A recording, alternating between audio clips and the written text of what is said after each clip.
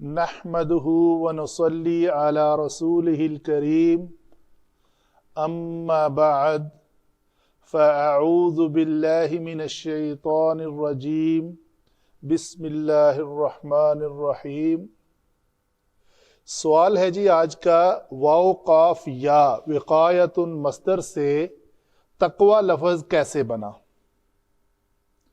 तो इसकी बात करते हैं। इसके ऊपर दो राय हैं उलमा की।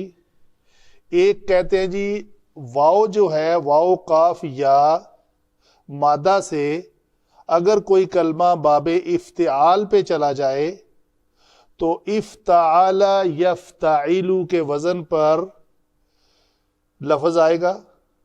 तो अगर फा कलमा वाव हो, ये शर्त है, अगर फा कलमा वाव हो तो वो ता से बदल जाता है। तो इफ्ताला में हमने वाव काफ या को फा आइन लाम कलमा की जगह पे रखा तो ये लफ्ज बना इफ्तक़या।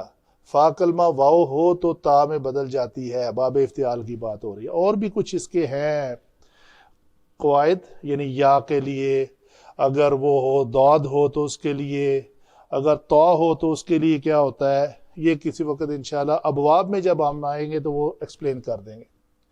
तो वाव जब ता में बदली तो वाव साकन थी, ता भी साकन, तो आगे ता मुतहर्रक थी जो बाब इफ्तिआल की ता है, आगे आला आइन ज़बरा और लाम ज़बर ला क़ाया हो गया। तो ये ता साकन और ता मुतहर्रक का जब आपस में इदगाम होगा तो इत्तक़वा लफ्ज़ बनेगा। काफ ज़बर की वजह से ये या जो है मुतहर्रक अलिफ में बदल जाएगी, तो लफ्ज़ बना इत्तक़वा। इत्तक़वा जो लिखने में ये अलिफ अलिफ मकसूरा की तरह लिखा जाएगा। मस्दर में वाव की जगह ता बाकी रही तो तक़या लफ्ज़ बना हमारा। ये उलमा की एक राय है। दूसरी राय उनकी ये है कि ये समाई है जी, वाक़या से वाव को ता में बदल दिया है तो ये तक़या बन गया। ये तो हमने दोनों तरीकों से बना लिए। आगे चलते हैं।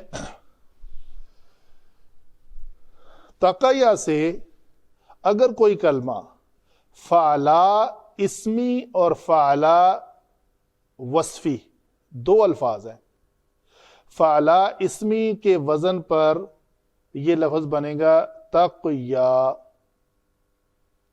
ठीक है जी। जैसे फ़ा आइन लाम, फ़ा ज़बर के साथ आइन साकन और लाम के ऊपर खड़ी ज़बर, यहां भी ता ज़बर काफ साकन या के ऊपर खड़ी ज़बर और आगे ये अलिफ मकसूरा जो ये है, तो ये लफ्ज़ बनेगा तक़या। इसी तरह फ़ा ता या मादा हो तो फ़अला इस्मी के वजन पर यह लफ्ज़ बनेगा फ़तया। तो आगे कानून है जी, कोई लफ्ज़ अगर फ़अला इस्मी के वजन पर आ जाए और उसमें लाम कलमा अगर या हो, लाम कलमा में या हो, कोई कलमा अगर फ़अला इस्मी के वजन पर आए और उसमें लाम कलमा या हो तो वो वाव में बदल जाती है। देखें जी कैसे बदली कि तक या था तो ये या को हमने वाव से बदला तो ये लफ्ज़ बन गया हमारा पहला तक़वा।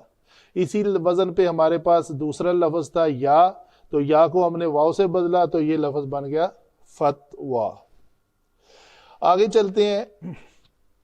अगर कोई कलमा फ़अला वस्फी के वजन पर आए, मसलन ये लफ्ज़ है ख़ा ज़ा या सौद दाल या, तो ये खज़ या और सद या के वजन पर आएंगे।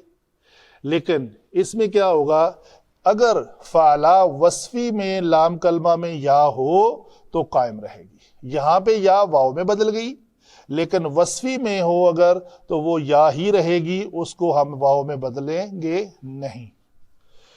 तीसरी बात इसमें, फ़अला इस्मी हो या वस्फी हो, दोनों सूरतों में अगर लाम कलमा की जगह पे वाव आ जाए, क्योंकि मस्दर में हरूफ इल्लत से अलिफ तो आ नहीं सकता। याद रखें कि अलिफ कभी भी मस्दर का हिस्सा नहीं होता। अलिफ मुतहर्रक हो जाए यानी ज़बर ज़ेर पेश के साथ आ जाए तो वो हमज़ा बन जाता है, तो हमज़ा मुतहर्रक मस्दर का हिस्सा हो सकता है। तो ये लफ्ज़ हमारा बनेगा इस वज़न पे, अगर वाव हो तो वो कायम रहेगी। एक छोटा सा इसी पैटर्न पे दूसरी बात भी है, वो भी देख लेते हैं। चूंकि रोज़मर्रा में इस्तेमाल होने वाला लफ्ज़ है इसलिए मैंने ले लिया इसको आधा पोर्शन ले लिया और आधा छोड़ दिया है क्योंकि जगह कम थी। वो क्या है, ये था फ़अला के वजन पर।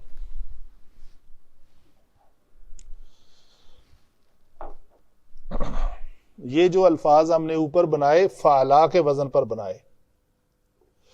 अभी आ गया है फ़अला के वजन पर। फा कलमा जो है पेश के साथ आ गया है, तो फ़अला इसमी के वजन पर लाम कलमा में अगर वाव हो तो वो या में बदल जाएगी, उल्ट हो जाएगा। इसका उल्ट, यहां पे या थी तो वाव में बदल गई।